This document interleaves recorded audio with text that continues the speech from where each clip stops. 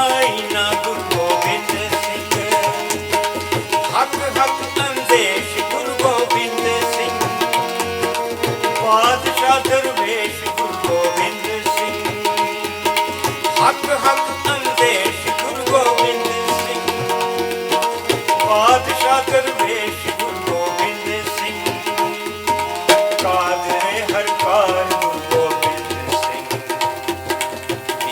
सारा यार गुरु गोबिंद सिंह, कादरे हर कार गुरु गोबिंद सिंह, सारा यार गुरु गोबिंद सिंह, नासरो मंसूर गुरु गोबिंद सिंह, ईसदी मंसूर गुरु गोबिंद सिंह, अकरा गंजूर गुरु गोबिंद सिंह, जुमला फैज़े नूर गुरु गोबिंद सिंह, नासरो मंसूर गुरु गोबिंद सिंह, ईसदी मंसूर गुरु गोबिंद सिंह, ईसदी मंसूर गुरु गोबिंद सिंह।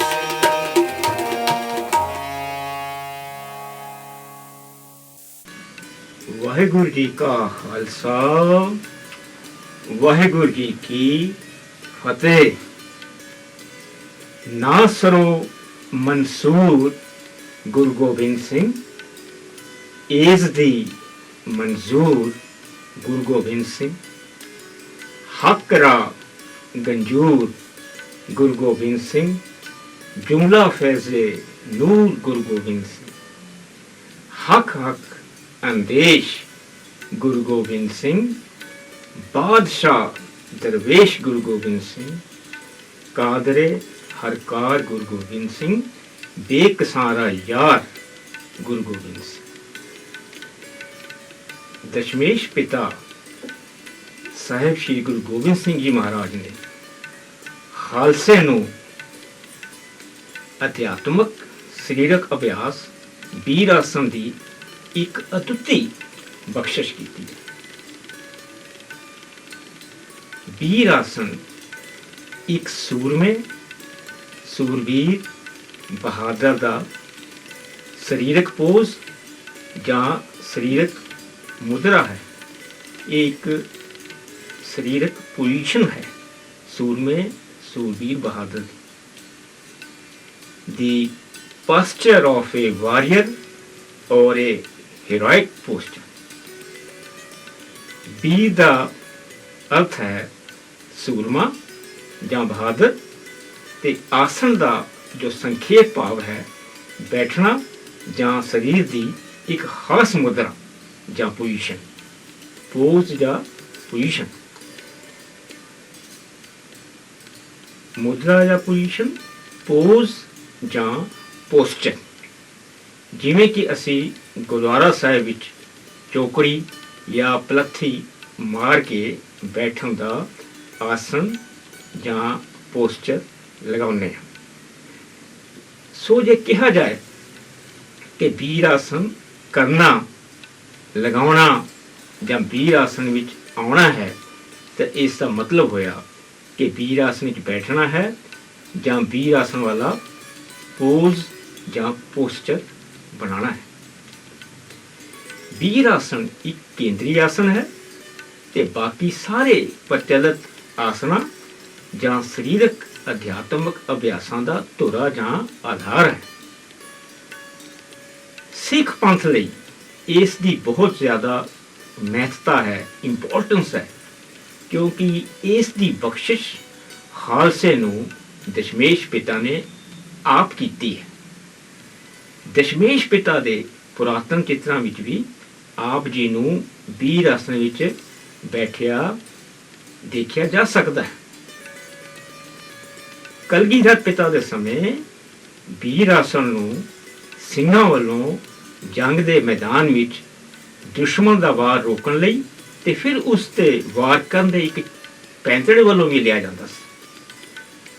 ਇਸ ਨੂੰ ਇੱਕ ਪੈਂਤੜੇ ਵੱਲੋਂ ਵੀ ਲਿਆ ਜਾਂਦਾ ਸੀ ਜੰਗ ਦੇ ਮੈਦਾਨ ਵਿੱਚ। ਸੋ ਇਹ ਸਾਨੂੰ ਕਲਗੀਧਰ ਪਾਤਸ਼ਾਹ ਦੀ ਦਿੱਤੀ ਹੋਈ ਬਹੁਤ ਹੀ ਮਹਾਨ ਵਿਰਾਸਤ ਹੈ। कहा गया है कि जिन लोगों को विरासत का एहसास होता है उन्हीं कौमों का कोई इतिहास होता है।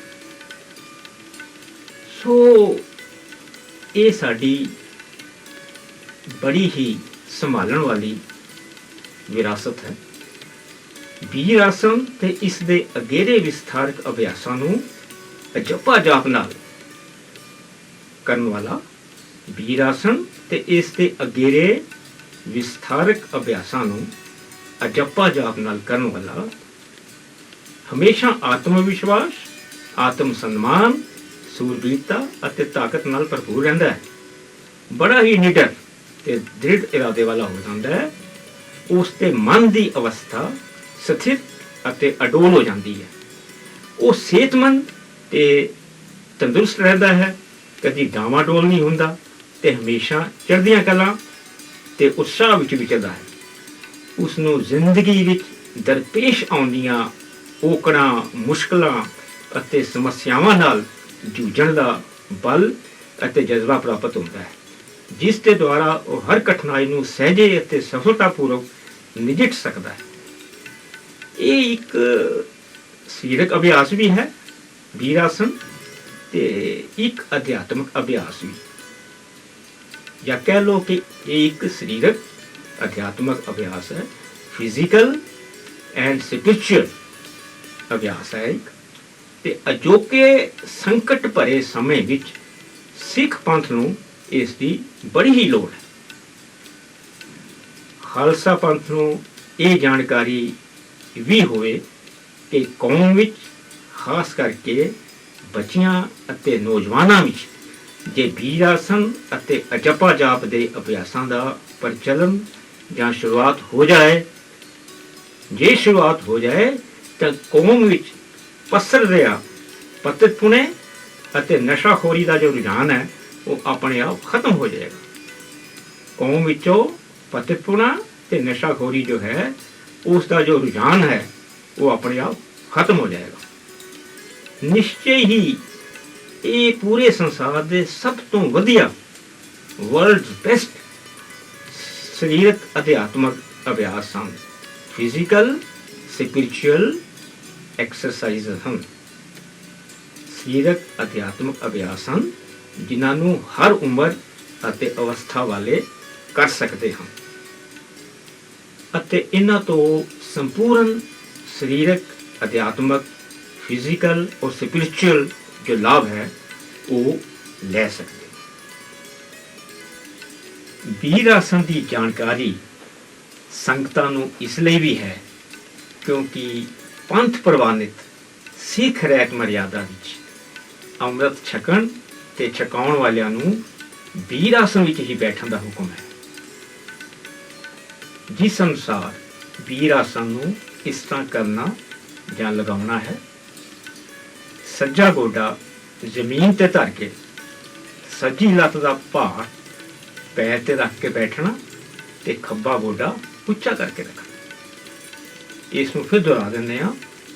ਸੱਜਾ ਗੋਡਾ ਜ਼ਮੀਨ ਤੇ ਧਰ ਕੇ ਸੱਜੀ ਲੱਤ ਦਾ ਭਾਰ ਪੈਰ ਤੇ ਰੱਖ ਕੇ ਬੈਠਣਾ ਤੇ ਖੱਬਾ ਗੋਡਾ ਉੱਚਾ ਕਰਕੇ ਰੱਖਣਾ।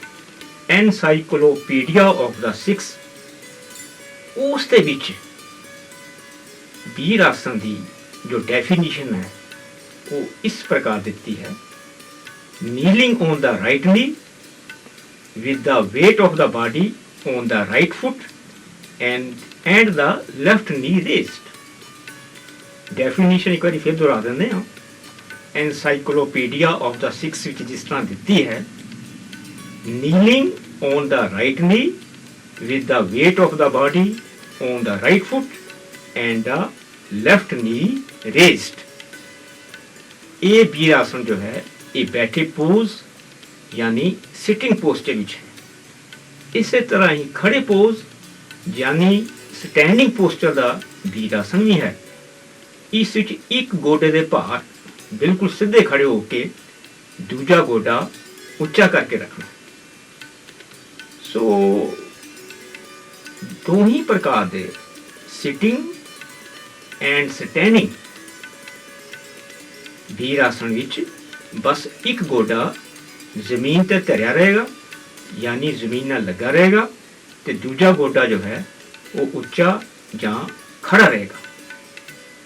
ਵੀਰ ਆਸਣ ਦੇ ਅਗੇਰੇ ਅਭਿਆਸਾਂ ਵਿੱਚ ਜੋ ਅੱਗੇ ਹੋਰ ਵਿਸਥਾਰਕ ਅਭਿਆਸ ਹਨ, ਉਹਨਾਂ ਵਿੱਚ ਗੋਡੇ ਜੋ ਹੈ ਉਹ ਬਦਲਦੇ ਰਹਿਣਾ, ਗੋਡਿਆਂ ਨੂੰ ਬਦਲਦੇ ਰਹਿਣਾ, ਤਾਂ ਕਿ ਦੋਹਾਂ ਗੋਡਿਆਂ ਤੇ ਬਰਾਬਰ ਦਾ ਭਾਰ ਜਾਂ ਦਬਾਅ ਆਵੇ। ਭਾਵ ਕਿ ਜੇ ਇੱਕ ਵਾਰ ਖੱਬਾ ਗੋਡਾ ਉੱਚਾ ਰੱਖਿਆ ਤੇ ਸੱਜਾ ਗੋਡਾ ਜ਼ਮੀਨ ਤੇ ਧਰਿਆ ਹੋਇਆ, ਤੇ ਅਗਲੀ ਵਾਰ ਸੱਜਾ ਗੋਡਾ ਉੱਚਾ ਕਰਕੇ ਰੱਖਣਾ ਤੇ ਖੱਬਾ ਗੋਡਾ ਜ਼ਮੀਨ ਤੇ ਧਰਨਾ। ਵੀਰ ਆਸਣ ਇੱਕ ਕੇਂਦਰੀ ਆਸਣ ਹੈ ਤੇ ਬਾਕੀ ਸਭ ਪ੍ਰਚਲਿਤ ਆਸਣਾਂ ਜਾਂ ਸਰੀਰਕ ਅਭਿਆਸਾਂ ਦਾ ਧੁਰਾ ਜਾਂ ਆਧਾਰ ਹੈ। ਇਸੇ ਸਿਧਾਂਤ ਦੇ ਆਧਾਰ ਤੇ ਸਟੈਂਡਿੰਗ ਪੋਸਚਰ ਦੇ ਵੀਰ ਆਸਣ ਦੇ ਅੱਗੇ ਹੋਏ ਹੋਰ ਵਿਸਥਾਰ ਨਾਲ ਦੋ ਬੜੇ ਹੀ ਮਹੱਤਵਪੂਰਨ ਅਭਿਆਸ ਜੋ ਹਨ ਉਹ ਹੋਂਦ ਵਿੱਚ ਆਏ ਹਨ। ਬੜੇ ਹੀ ਮਹੱਤਵਪੂਰਨ ਅਭਿਆਸ ਹਨ ਦੋ, ਜਿਹੜੇ ਕਿ ਵੀਰ ਆਸਣ ਦੇ ਸਟੈਂਡਿੰਗ ਪੋਸਚਰ ਦੇ ਅੱਗੇ ਹੋਏ ਵਿਸਥਾਰ ਨਾਲ ਜੋ ਬਣੇ ਹਨ। ਪਹਿਲਾ ਹੈ ਵੀਰ ਆਸਣ ਬੰਦਨਾ ਤੇ ਦੂਸਰਾ ਹੈ ਵੀਰ ਆਸਣ ਨਮਸਤਨ। ਪਹਿਲਾਂ ਵੀਰ ਆਸਣ ਬੰਦਨਾ ਤੇ ਵਿਚਾਰ ਕਰਦੇ ਹਾਂ। ਵੀਰ ਆਸਣ ਬੰਦਨਾ, ਜਦੋਂ ਵੀਰ ਆਸਣ ਵਿੱਚ ਮੱਥਾ ਟੇਕਿਆ ਜਾਂਦਾ ਹੈ ਤਾਂ ਇਹ ਅਭਿਆਸ ਕਹਾਉਂਦਾ ਹੈ ਵੀਰ ਆਸਣ ਬੰਦਨਾ। ਵੀਰ ਆਸਣ ਬੰਦਨਾ ਦਾ ਅਭਿਆਸ ਇਸ ਪ੍ਰਕਾਰ ਕਰਨਾ ਹੈ। ਵੀਰ ਆਸਣ ਬੰਦਨਾ ਦਾ ਅਭਿਆਸ ਇਸ ਪ੍ਰਕਾਰ ਕਰਨਾ ਹੈ। ਖੜੇ ਖੜੇ ਹੱਥ ਜੋੜਦੇ ਤੇ ਫਿਰ ਹੇਠਾਂ ਹੱਥਾਂ ਦੀ ਟੇਕ ਤੇ ਬਾਹਾਂ ਦੇ ਸਹਾਰੇ ਨਾਲ ਅੱਗੇ ਝੁਕਦੇ ਹੋਏ ਨਾਲ ਹੀ ਵੀਰ ਆਸਣ ਦੀ ਪੋਜੀਸ਼ਨ ਵਿੱਚ ਆ ਜਾਓ। ਸਟੈਪ ਦੂਜਾ, ਹੁਣ ਸਿੱਧੇ ਹੁੰਦੇ ਹੋਏ ਵੀਰ ਆਸਣ ਵਿੱਚ ਬੈਠ ਜਾਓ। ਨਾਲ ਹੀ ਖੜੇ ਗੋਡੇ ਤੇ ਹੱਥ ਜੋੜ ਕੇ ਹੱਥਾਂ ਤੇ ਹੀ ਝੁਕ ਕੇ ਸੀਸ ਨਿਵਾ ਦਿਓ, ਯਾਨੀ ਮੱਥਾ ਟੇਕ ਦਿਓ। ਸਟੈਪ ਤੀਸਰਾ, ਹੁਣ ਫਿਰ ਹੱਥਾਂ ਬਾਹਾਂ ਦੀ ਟੇਕ ਤੇ ਸਹਾਰਾ ਲੈਂਦੇ ਹੋਏ ਵੀਰ ਆਸਣ ਦੀ ਪੋਜੀਸ਼ਨ ਵਿੱਚ ਝੁਕ ਕੇ ਸੀਸ ਨਿਵਾ ਦਿਓ, ਯਾਨੀ ਮੱਥਾ ਟੇਕ ਦਿਓ। ਸਟੈਪ 4, ਹੁਣ ਨਾਲ ਹੀ ਖੜਾ ਗੋਡਾ ਅੱਗੇ ਜ਼ਮੀਨ ਤੇ ਧਰਦੇ ਹੋਏ ਤੇ ਹੱਥ ਵੀ ਨਾਲ ਹੀ ਅੱਗੇ ਸਰਕਾਉਂਦੇ ਹੋਏ ਤੇ ਪੂਰੀ ਤਰ੍ਹਾਂ ਹੇਠਾਂ ਝੁਕਦੇ ਹੋਏ ਇਸੇ ਲੇਟਵੀਂ ਪੋਜੀਸ਼ਨ ਵਿੱਚ ਹੀ ਸੀਸ ਨਿਵਾ ਦਿਓ, ਯਾਨੀ ਮੱਥਾ ਟੇਕ ਦਿਓ। ਸਟੈਪ 5, ਹੁਣ ਫਿਰ ਹੱਥਾਂ ਦੀ ਟੇਕ ਤੇ ਬਾਹਾਂ ਦੇ ਸਹਾਰੇ ਨਾਲ ਹੀ ਵੀਰ ਆਸਣ ਦੀ ਪੋਜੀਸ਼ਨ ਵਿੱਚ ਆ ਜਾਓ। ਸਟੈਪ 6, ਹੁਣ ਫਿਰ ਹੱਥ ਜੋੜਦੇ ਹੋਏ ਸ਼ੁਰੂ ਵਾਲੀ ਪੋਜੀਸ਼ਨ ਵਿੱਚ ਖੜੇ ਹੋ ਜਾਓ। ਦੂਜਾ ਅਭਿਆਸ ਹੈ ਵੀਰ ਆਸਣ ਨਮਸਤਨ। ਵੀਰ ਆਸਣ ਨਮਸਤਨ ਵਿੱਚ ਪਹਿਲੇ ਅਭਿਆਸ ਵੀਰ ਆਸਣ ਬੰਦਨਾ ਦਾ ਵਿਸਥਾਰ ਹੋ ਕੇ ਖਾਲਸੇ ਦੇ ਹੋਰ ਵਿਰਾਸਤੀ ਤੇ ਰਵਾਇਤੀ ਸਰੀਰਕ ਅਭਿਆਸ ਜੋ ਹਨ ਡੰਡ ਅਤੇ ਭੁਜੰਗ ਆਸਣ ਆਦਿ ਨਾਲ ਹੀ ਜੁੜ ਜਾਂਦੇ ਹਨ। ਦੇਖੋ, ਡੰਡ ਬੈਠਕਾਂ ਕੱਢਣ ਦੀ ਇੱਕ ਰਵਾਇਤੀ ਤੇ ਟਕਸਾਲੀ ਪੰਜਾਬੀ ਵਰਜਿਸ਼ ਹੈ, ਜੋ ਕਿ ਸਦੀਆਂ ਤੋਂ ਹੀ ਪੰਜਾਬੀ ਅਖਾੜਿਆਂ ਦੀ ਇੱਕ ਬਹੁਤ ਹੀ ਮਹੱਤਵਪੂਰਨ ਤੇ ਲਾਜ਼ਮੀ ਵਰਜਿਸ਼ ਮੰਨੀ ਗਈ ਹੈ, ਜਿਸ ਨੂੰ ਸਹੀ ਮਹੱਤਵ ਜੋ ਹੈ ਉਹ ਸ਼੍ਰੀ ਗੁਰੂ ਅੰਗਦ ਦੇਵ ਜੀ ਦੁਆਰਾ ਖਡੂਰ ਸਾਹਿਬ ਵਿਖੇ ਸਥਾਪਿਤ ਕੀਤੇ ਗਏ ਮਲ ਅਖਾੜਿਆਂ ਵਿੱਚ ਦਿੱਤਾ ਗਿਆ। ਤੇ ਇਹੀ ਮਹੱਤਵ 6ਵੇਂ ਪਾਤਸ਼ਾਹ ਮੀਰੀ ਪੀਰੀ ਦੇ ਮਾਲਕ ਸ਼੍ਰੀ ਗੁਰੂ ਹਰਗੋਬਿੰਦ ਸਾਹਿਬ ਦੁਆਰਾ ਅੰਮ੍ਰਿਤਸਰ ਵਿੱਚ ਸਥਾਪਿਤ ਕੀਤੇ ਗਏ ਮਲ ਅਖਾੜਿਆਂ ਵਿੱਚ ਵੀ ਕਾਇਮ ਰਿਹਾ। ਡੰਡ ਕੱਢਣ ਸਮੇਂ ਜਦੋਂ ਬਾਜੂਆਂ ਦੇ ਸਹਾਰੇ ਸਿਰ ਸਮੇਤ ਧੜ ਉੱਪਰ ਚੁੱਕਿਆ ਹੋਵੇ ਤੇ ਲੱਤਾਂ ਵਾਲਾ ਭਾਗ ਨੀਵਾਂ ਹੋਵੇ ਜਾਂ ਹੇਠਾਂ ਜ਼ਮੀਨ ਤੇ ਹੋਵੇ ਤਾਂ ਇਸ ਨੂੰ ਭੁਜੰਗ ਆਸਣ ਕਿਹਾ ਜਾਂਦਾ। ਇੱਥੇ ਇਹ ਦੱਸਣਾ ਜ਼ਰੂਰੀ ਹੈ ਕਿ ਵੀਰ ਆਸਣ ਨਮਸਤਕ ਇੱਕ ਸਰੀਰਕ ਫਿਜ਼ੀਕਲ ਅਭਿਆਸ ਹੈ। ਮਰਿਆਦਾ ਦਾ ਧਿਆਨ ਕਰਦੇ ਹੋਏ ਇਸ ਨੂੰ ਸ੍ਰੀ ਗੁਰੂ ਗ੍ਰੰਥ ਸਾਹਿਬ ਜੀ ਦੀ ਹਜ਼ੂਰੀ ਵਿੱਚ ਨਾ ਕੀਤਾ ਜਾਏ। ਸ੍ਰੀ ਗੁਰੂ ਗ੍ਰੰਥ ਸਾਹਿਬ ਜੀ ਦੀ ਹਜ਼ੂਰੀ ਵਿੱਚ ਵੀਰ ਆਸਣ ਵਿੱਚ ਸਿਰਫ ਮੱਥਾ ਹੀ ਟੇਕਿਆ ਜਾ ਸਕਦਾ ਹੈ, ਜਿਵੇਂ ਪਹਿਲੇ ਅਭਿਆਸ ਵੀਰ ਆਸਣ ਬੰਨਣਾ ਵਿੱਚ ਦੱਸਿਆ ਗਿਆ ਹੈ। ਆਓ ਹੁਣ ਵੀਰ ਆਸਣ ਨਮਸਤਕ ਦਾ ਅਭਿਆਸ ਕਰਦੇ ਹਾਂ। ਇਸ ਵਿੱਚ ਵੀਰ ਆਸਣ ਬੰਨਣਾ ਦੇ ਅਭਿਆਸ ਤੋਂ ਆਰੰਭ ਕਰਦੇ ਹੋਏ ਨਾਲ ਹੀ ਡੰਡ ਤੇ ਭੁਜੰਗ ਆਸਣ ਜੋੜ ਰਹੇ ਹਾਂ। ਸਟੈਪ 1, ਖੜੇ ਖੜੇ ਹੱਥ ਜੋੜਦੇ ਤੇ ਫਿਰ ਹੇਠਾਂ ਹੱਥਾਂ ਦੀ ਟੇਕ ਤੇ ਬਾਹਾਂ ਦੇ ਸਹਾਰੇ ਨਾਲ ਅੱਗੇ ਝੁਕਦੇ ਹੋਏ ਨਾਲ ਹੀ ਵੀਰ ਆਸਣ ਦੀ ਪੋਜੀਸ਼ਨ ਵਿੱਚ ਆ ਜਾਓ। ਸਟੈਪ 2, ਹੁਣ ਸਿੱਧੇ ਹੁੰਦੇ ਹੋਏ ਵੀਰ ਆਸਣ ਵਿੱਚ ਬੈਠ ਜਾਓ। ਨਾਲ ਹੀ ਖੜੇ ਗੋਡੇ ਤੇ ਹੱਥ ਜੋੜ ਕੇ ਹੱਥਾਂ ਤੇ ਹੀ ਝੁਕ ਕੇ ਸੀਸ ਨਿਵਾ ਦਿਓ, ਯਾਨੀ ਮੱਥਾ ਟੇਕ ਦਿਓ। ਸਟੈਪ 3, ਹੁਣ ਫਿਰ ਹੱਥਾਂ ਬਾਹਾਂ ਦੀ ਟੇਕ ਤੇ ਸਹਾਰਾ ਲੈਂਦੇ ਹੋਏ ਵੀਰ ਆਸਣ ਦੀ ਪੋਜੀਸ਼ਨ ਵਿੱਚ ਝੁਕ ਕੇ ਸੀਸ ਨਿਵਾ ਦਿਓ, ਯਾਨੀ ਮੱਥਾ ਟੇਕ ਦਿਓ। ਸਟੈਪ 4, ਹੁਣ ਨਾਲ ਹੀ ਖੜਾ ਗੋਡਾ ਅੱਗੇ ਜ਼ਮੀਨ ਤੇ ਧਰਦੇ ਹੋਏ ਤੇ ਹੱਥ ਵੀ ਨਾਲ ਹੀ ਅੱਗੇ ਸਰਕਾਉਂਦੇ ਹੋਏ ਤੇ ਪੂਰੀ ਤਰ੍ਹਾਂ ਹੇਠਾਂ ਝੁਕਦੇ ਹੋਏ ਕਿਸੇ ਲੇਟਵੀਂ ਪੋਜੀਸ਼ਨ ਵਿੱਚ ਹੀ ਸੀਸ ਨਿਵਾ ਦਿਓ, ਯਾਨੀ ਮੱਥਾ ਟੇਕ ਦਿਓ।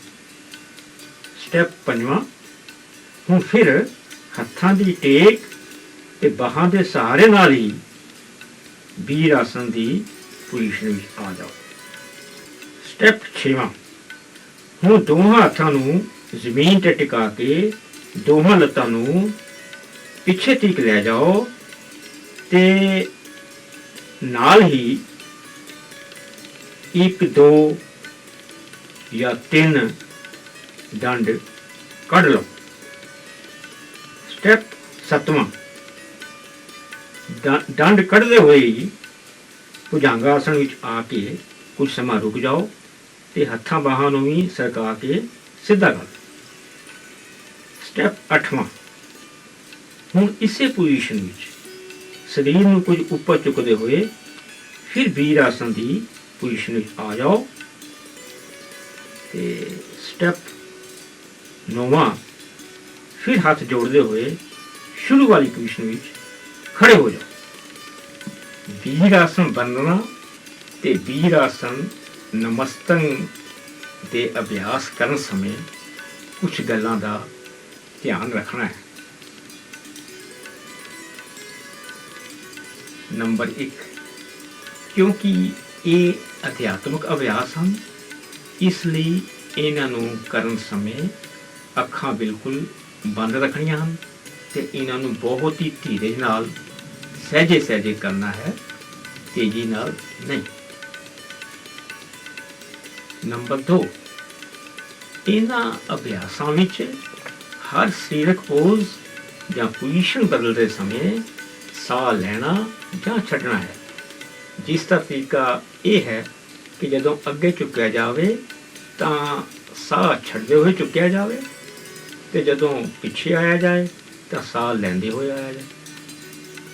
ਨੰਬਰ 3, ਇਹਨਾਂ ਅਭਿਆਸਾਂ ਦੇ ਸਮੇਂ ਅਭਿਆਸ ਕਰਨ ਸਮੇਂ ਅਜਪਾ ਜਾਪ ਰਾਹੀਂ ਵਾਹਿਗੁਰੂ ਗੁਰੂ ਮੰਤਰ ਦਾ ਜਾਪ ਜਾਂ ਸਿਮਰਨ ਨਾਲ ਤੇ ਲਗਾਤਾਰ ਕੀਤਾ ਜਾਏ।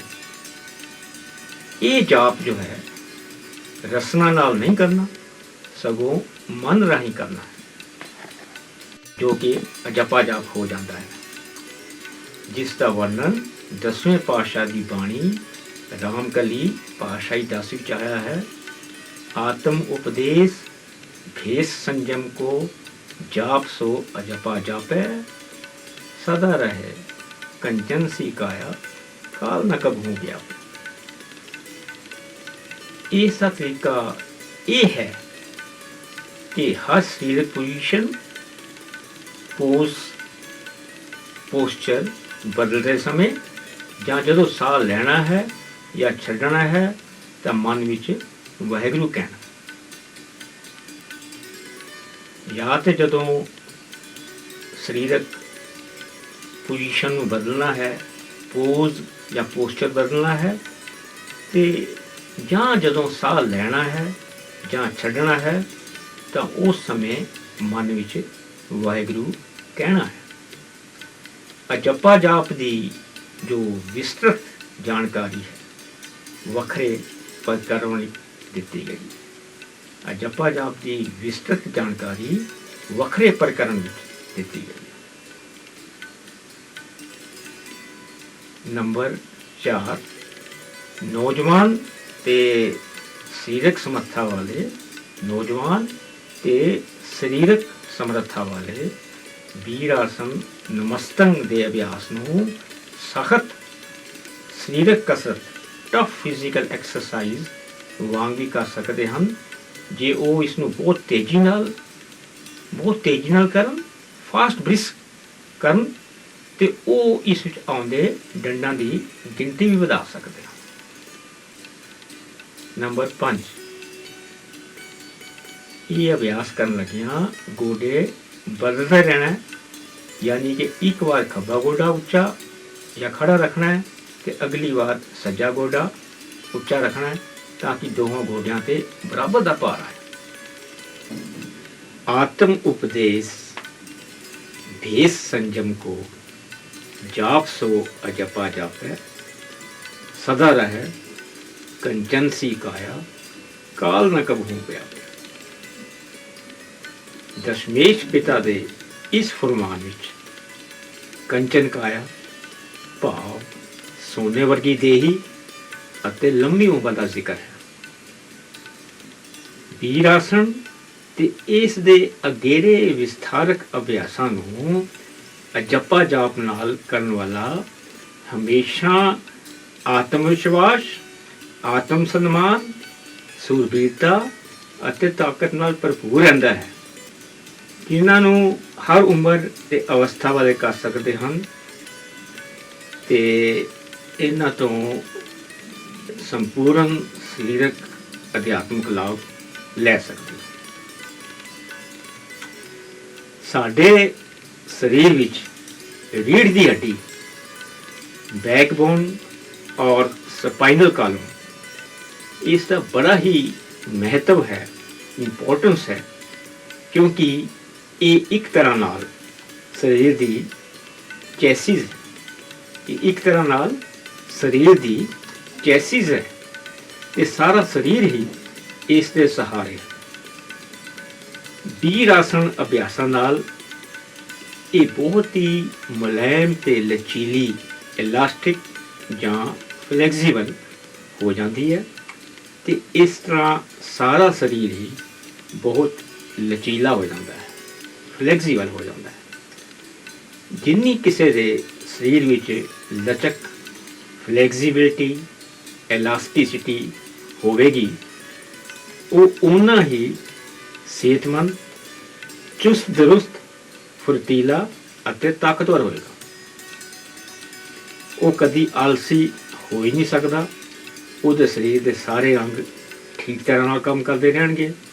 ਉਹ ਬਿਮਾਰੀਆਂ ਤੋਂ ਬਚਿਆ ਰਹੇਗਾ। ਉਸ ਦੇ ਬੁਢਾਪੇ ਦੇ ਲੱਛਣ ਖਤਮ ਹੋ ਜਾਣਗੇ ਤੇ ਉਹ ਲੰਮੇਰੀ ਉਮਰ ਵਾਲਾ ਹੋਏਗਾ।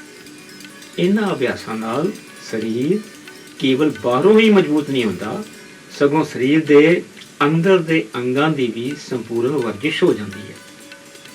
ਜੇ ਸਰੀਰ ਦੇ ਅੰਦਰ ਦੇ ਜੋ ਅੰਗ ਹਨ, ਆਰਗਨਸ ਹਨ, ਉਹ ਮਜ਼ਬੂਤ ਹੋਣਗੇ ਤਾਂ ਸਰੀਰ ਦੇ ਸਾਰੇ system, digestive system, respiratory system, skeletal system, circulatory system ਤੇ ਨਰਵਸ ਸਿਸਟਮ ਆਦਿ ਠੀਕ ਠਾਕ ਕੰਮ ਕਰਦੇ ਰਹਿਣਗੇ ਤੇ ਆਦਮੀ ਪੂਰਨ ਤੌਰ ਤੇ ਮਜ਼ਬੂਤ ਅਤੇ ਸ਼ਕਤੀਸ਼ਾਲੀ ਹੋ ਜਾਏਗਾ ਤੇ ਸਾਰਾ ਜੀਵਨ ਤੰਦਰੁਸਤੀ ਵਾਲਾ ਤੇ ਰੋਗ ਰਹਿਤ ਬਿਤਾਏਗਾ।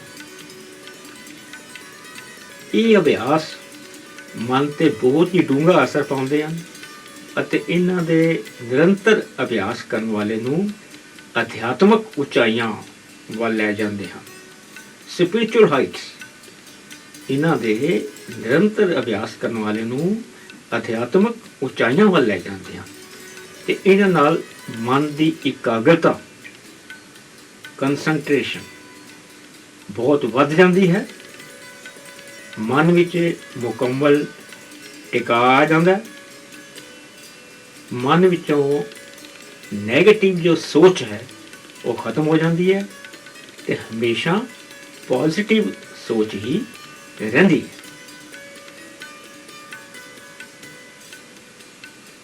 ਵਾਹਿਗੁਰੂ ਜੀ ਕਾ ਖਾਲਸਾ, ਵਾਹਿਗੁਰੂ ਜੀ ਕੀ ਫਤਿਹ।